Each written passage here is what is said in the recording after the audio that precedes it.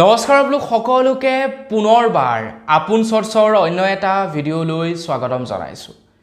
আপোনালোকে যদি পেকেট জাতীয় সামগ্ৰী খায় তেন্তে সাৱধান হওক। আপোনালোকে যদি ডাবৰ কোম্পানীৰ যিকোনো বস্তু খায় তেনেহ'লে আপোনালোক সাৱধান হওক। আমাৰ ভাৰতত এতিয়া ডাবৰ কোম্পানীৰ ওপৰত নিষিদ্ধতা আৰোপ কৰিছে FSSAI তৰফৰ পৰা।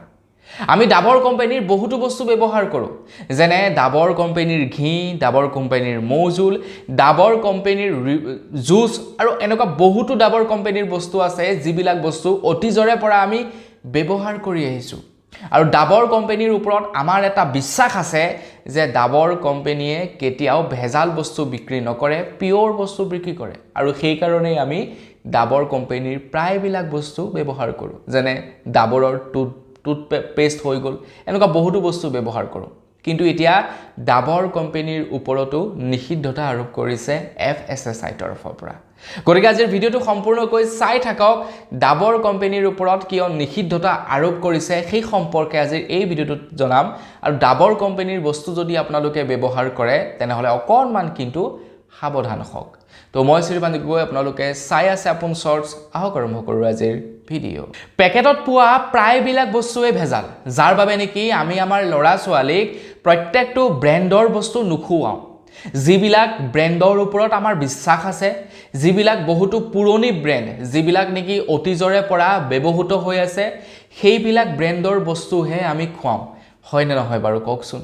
বা আমি নিজেও সেইবিলাক ব্ৰেণ্ডৰ বস্তুহে ব্যৱহাৰ কৰোঁ যিবিলাক ব্ৰেণ্ড বহু পুৰণি, যিবিলাক ব্ৰেণ্ড অতীজৰে পৰা চলি আহিছে।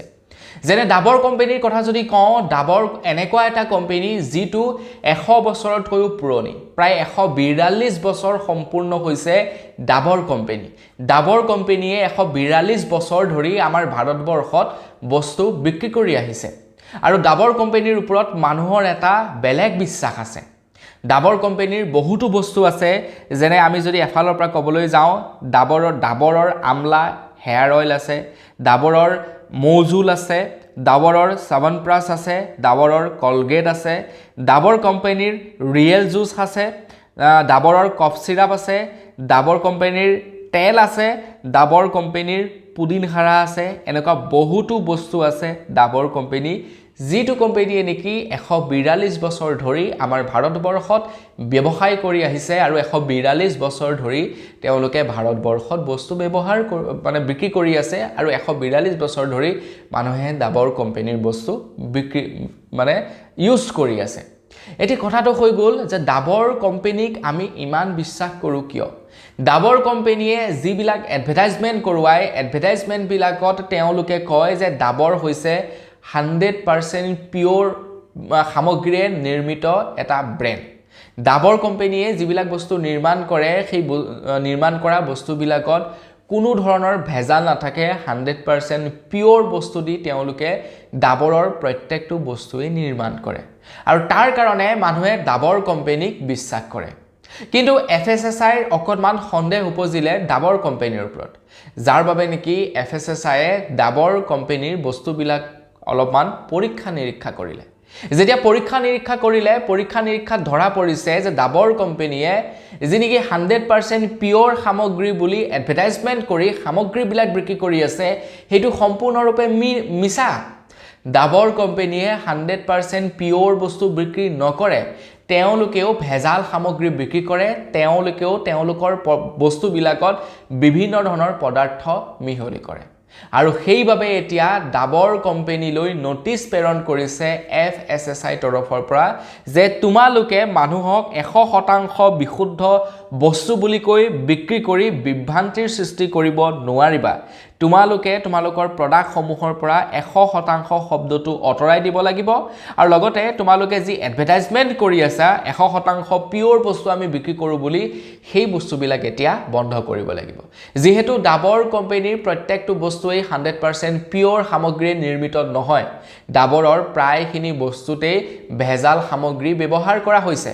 তো সেইবাবে ডাবৰ কোম্পানীক নিৰ্দেশনা দিছে যে তেওঁলোকে যি এডভাৰটাইজমেণ্ট জাৰি কৰিছে 100% পিয়ৰ সামগ্ৰী তেওঁলোকে বিক্ৰী কৰে, সেই এডভাৰটাইজমেণ্ট আঁতৰাব লাগিব।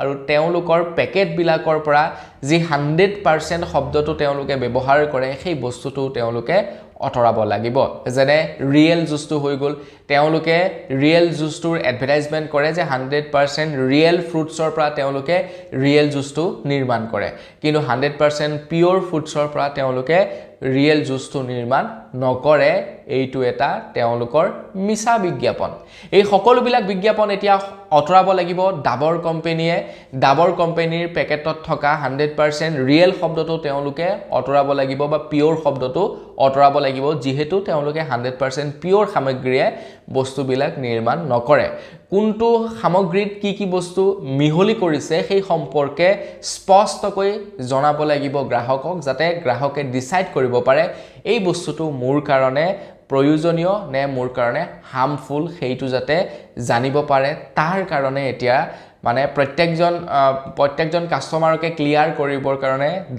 ডাবৰৰ বস্তুৰ ভিতৰত থকা পেকেটৰ ভিতৰত থকা বস্তুবিলাকৰ সম্পৰ্কে লিখি ৰাখিব লাগিব গতিকে দেখিছে যিটো বস্তুক আমি চকু মুদি বিশ্বাস কৰি আছিলো সেই বস্তুটো ভেজাল মুঠতে কোম্পানীবিলাকে নিজৰ লোকচান কেতিয়াও নকৰে কাৰণ ভাবক 1 লিটাৰ এটা ৰিয়েল জুচ তেওঁলোকে 120 টকা 30 টকাত বিক্ৰী কৰি আছে তাত যদি 100% ৰিয়েল ফ্ৰুটছ তেওঁলোকে দিবলৈ হয় তো 1 লিটাৰ উলিয়াবৰ কাৰণে কিমানখিনি ফ্ৰুটছৰ দৰকাৰ হ'ব গতিকে কিমান মানে তেওঁলোকে 120 টকা 30 টকাত কেনেকৈ বিকি আছে এইবিলাক আমি এবাৰ ভাবি চাব লাগে কিন্তু তেওঁলোকে আমাক কৈছে আমি বিশ্বাস কৰি হেবিলাক ব্যৱহাৰ কৰিছো কিন্তু তেওঁলোকে বিজনেছৰ কাৰণেহে মানুহক উল্লু বনাই আছে গতিকতে এই সকলোবিলাক এতিয়া বন্ধ কৰিব লাগিব তো বন্ধু বান্ধৱীসকল FSSAI এই মানে যি ইনভেষ্টিগেশ্যন চলালে যি নেকি FSSAI ডাবৰ কোম্পানীৰ ওপৰত নিষিদ্ধতা আৰোপ কৰিছে এই সম্পৰ্কে জানি আপোনাৰ কেনে লাগিলে কমেন্ট সেকশনত জনাব আজিৰ ভিডিঅ' ইমানেই পুনৰ এটা ভিডিঅ' লগ পোৱাৰ আশাৰে বিদায় মাগিছো ধন্যবাদ জয়